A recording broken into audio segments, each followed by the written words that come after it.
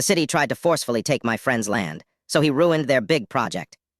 This happened quite a few years ago. Where my hometown is, there is a thing called ALR, Agriculture Land Reserve. Basically, there are areas of land that can only ever be used for agriculture, to protect prime farmland from becoming highways, strip malls, and things like that. A friend of a friend, let's call him, Fred, inherited a piece of such land on the outskirts of the city. He had no interest in farming, but the ALR rules allow the property owner to have a personal residence on the land. So he built a house there and had a nice place to live just outside of town. Now, City Hall has ways of acquiring ALR land and using it for non-agricultural purposes. I'm not sure exactly how, but they can, and it's nearly impossible for anyone else to do so. One thing the city would do is buy ALR land and turn it into condo developments. They had a vision for 3 high-end condos to be built where Fred's property was located. They had already bought the properties on either side of Fred's land and were going after his too.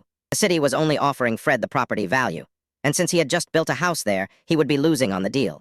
So Fred said no. While condos on either side of Fred were being constructed, the city used every tool they could to try to expropriate Fred's land. But the ALR restrictions made it tricky. Finally, the city told Fred that since his land was ALR, he needed to be using it for agriculture within 30 days, or they could take it from him. Fred's response: pig farm. He crammed as many pigs onto his property as he legally could. Full compliance with farming regulations, health and safety, the whole 9 yards. Since he fulfilled his obligations with the ALR, the city could not touch him.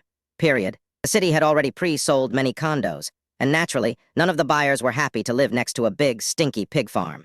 Most buyers got grounds to cancel their purchase agreements, and the rest filed a big lawsuit. The city's project was sinking fast. The city started negotiating with Fred. The story ends with the city finally making Fred an offer for his land so ridiculous.